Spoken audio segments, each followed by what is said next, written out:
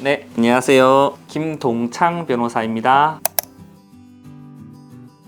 예, 사건들은 거의 좀 많다 생각이 들어요. 현재는 이런 부분들은 다 처벌하고 있으니까 그 근거는 무엇인가에 대한 부분을 좀 고민을 해야 될 것 같아요. 그러니까 이 적정선이 무엇이냐에 대한 부분이거든요. 이 임계점을 넘느냐 아니면 넘지 않느냐에 대한 부분이다 생각하시면 될 것 같아요. 스토킹이든 협박이든 그 선을 넘었을 때 이 사람 좀 과하네, 이 사람 그래도 형사처벌은 좀 해야 되겠다 라고 인정되는 그 선을 넘는 경우 이제 형사처벌된다 생각하시면 될 것 같아요. 그래서 이번에는 그 임계점이 어느 정도 선이 적정선인가에 대한 부분을 한번 설명해 드리도록 하겠습니다.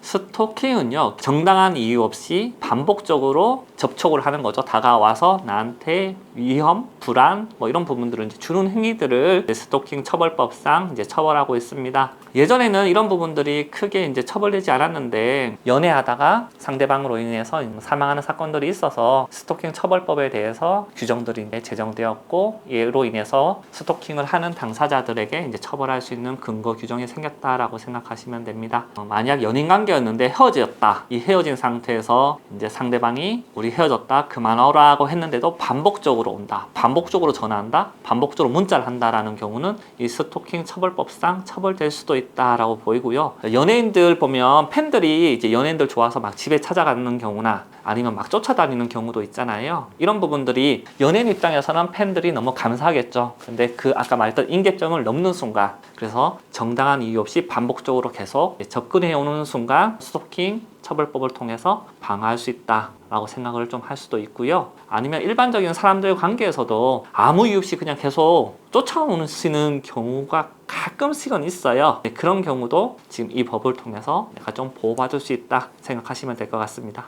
결국에 문자나 전화는 결국 내역이 다 나올 거고요. 찾아오는 경우도요, 보통 아파트 CCTV라던가 아니면 어딘가에 어떤 흔적들이 계속 남아 있어서요, 이런 부분들은 고소가 진행되면 수사관을 통해서 증거 확보에 어떻게든 신경 쓰셔야 된다 이야기 드릴 수 있을 것 같습니다.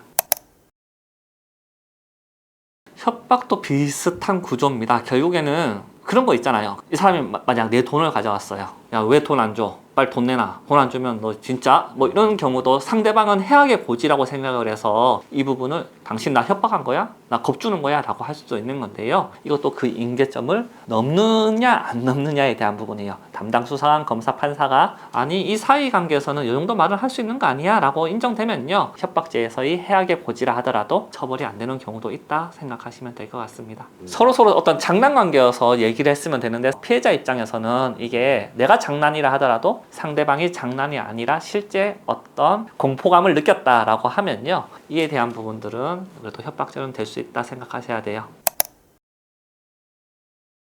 결국 초범인 경우에는 벌금이 나올 거고요. 협박 이외에 다른 부분들이 좀 이제 계속 커지면 벌금보다는 집유라던가 누범 기간에 했다라고 하면 점점 양정상 어려운 경우는 생긴다 생각하시면 될 것 같아요. 추가적인 질문이나 궁금한 점은 하단에 있는 카카오톡 상담이나 전화번호로 연락 주시면 친절히 상담해 드리도록 하겠습니다. 이상 김동창 변호사였습니다. 감사합니다.